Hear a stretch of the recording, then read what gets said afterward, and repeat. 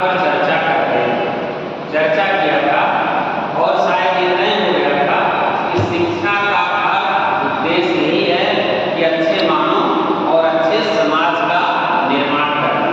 उसी में अगला पार्ट है शिक्षा के उद्देश्य।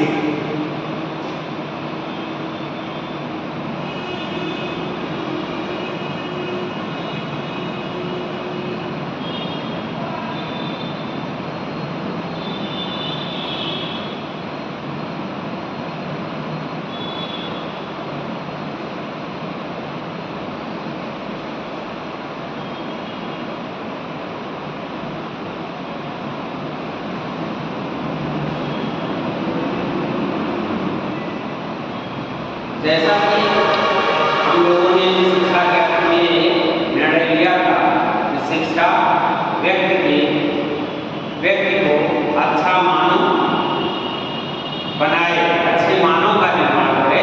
तो अच्छे मानव के निर्माण में इसका क्या योगदान होगा, किन किन बिंदुओं पर हमें ध्यान देना होगा, वही शिक्षा का उद्देश्य है।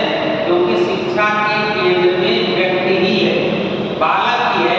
उसे हमें उसके लिए, उसके परिवार के लिए, समाज के लिए, राष्ट्र के लिए उपयोगी बनाते हुए पूरे विश्व में, क्योंकि हमारा शिक्षा का मूल उद्देश्य ही है वसुधैव कुटुम्बकम की भावना का विकास करना।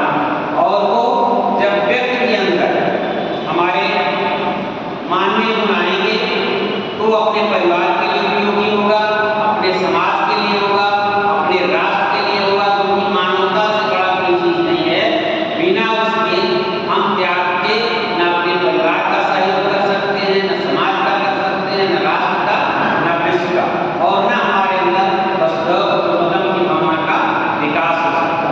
लेकिन शिक्षा कैसे दी जा सकती है?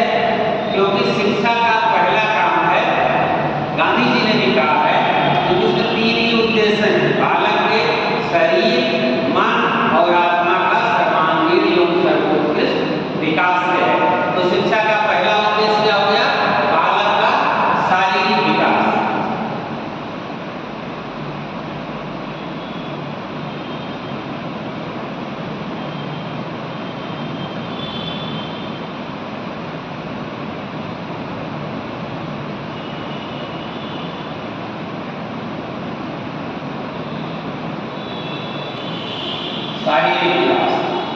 शारीरिक विकास के बिना हम कोई कार्य नहीं कर सकते। इसके लिए एक दार्शनिक ने भी कहा है, स्वस्थ शरीर में स्वस्थ मस्तिष्क का विकास होता है। तो अगर आप बीमार हैं, अस्वस्थ हैं, तो आप न शुद्ध से पढ़ाई कर सकते हैं, न अपनी आवश्यकताओं को पूरा कर सकते हैं। तो शिक्षा का सबसे प्रथम स्टेप है कि बालक का शारीरिक विकास कैसे हो, इस पर ध्यान देना है। उसके लिए जो समाज है, परिवार है, उस बच्चे को स्वस्थ रूप से रखने के लिए उसकी आवश्यकताओं की पूर्ति करें। और जब शरीर स्वस्थ होगा तो उसके बाद उसका मानसिक स्वास्थ्य पर हमें ध्यान देना है। क्योंकि शारीरिक के बाद मानसिक शरीर से आप बहुत मजबूत हो, लेकिन अगर आपका मानसिक विकास नहीं हुआ है तो आप समाज के लिए और अपने लिए उपयोगी नहीं हो सकते। क्योंकि बिना बुद्धि के आप देखेंगे हमारे और पशुओं में क्या अंतर है। हम भोजन करते हैं, हम कपड़ा पहनते हैं, हम किसी की बात को सुन के उसको समझते हैं। और पशु क्या करता है? उसको केवल और केवल अपने भूख की चिंता होती है, उसके लिए कुछ भी वो पशु कर सकता है। तो इस चीज को अंतर करके जो विवेक है मेरा, जोरा मन है, उसका हमारा विकास होना चाहिए। अगर ऐसा नहीं होता है तो हम शिक्षित नहीं हैं। और फिर अगला जो दूसरा है, चर्चा कर रहे हैं मानसिक विकास।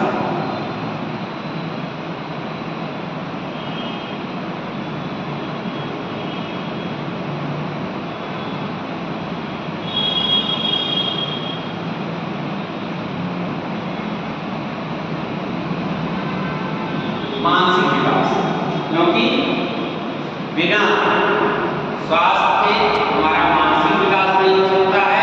और अगर मानसिक विकास नहीं हो सकता है तो अच्छे मानव बनने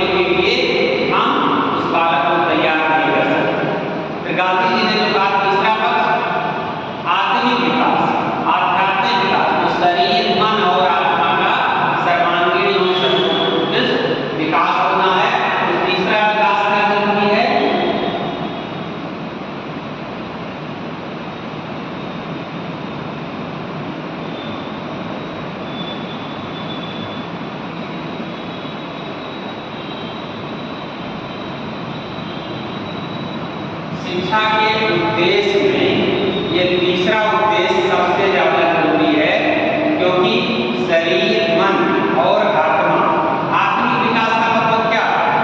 हमको अपना ज्ञान हो जाता है, मैं क्या हूँ, मेरा जन्म किस लिए हुआ है, मेरे दायित्व क्या है, मेरे लिए करणीय क्या है, मुझे क्या करना चाहिए, क्या नहीं करना चाहिए। और अगर इस स्थिति में हम आ गए, हमारा आत्मिक विकास हो गया है, तो निश्चित है व्यक्ति अपनी समस्याओं का समाधान करते हुए अपने परिवार, समाज और राष्ट्र को एक नई दिशा दे सकता है। क्योंकि जिस व्यक्ति का आत्मिक विकास हो गया है, वो निश्चित है उसे करणीय का ज्ञान हो जाता है और वो स्थिति में पहुंच जाता है कि किसी के डरवश, स्वार्थवश कोई गलत और अनैतिक कार्य नहीं कर सकता। तो जब इसका विकास हो जाता है, उसके बाद क्या आता है, क्योंकि बिना आत्मिक विकास के, करणीय के ज्ञान के, हमारा जो है अगला शिक्षा का उद्देश्य है व्यक्ति में, क्योंकि विकास तो हो जाता है।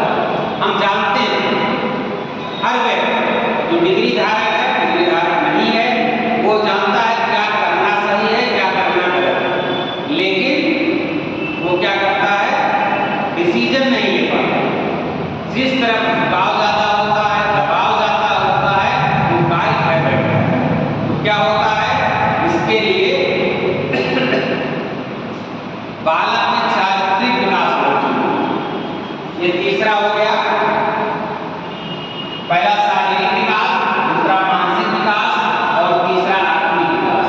आत्मिक विकास के बाद अब हम जो उद्देश्य में आएगा वो चारित्रिक विकास।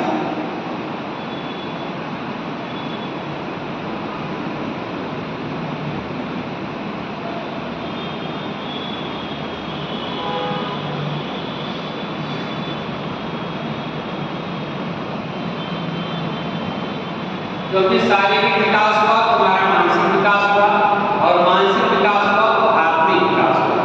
आत्मिक विकास से हम सोचने समझने लायक हुए कि क्या मेरे लिए उपयोगी है और क्या अनुपयोगी है, क्या करने योग्य है, क्या करने योग्य नहीं है।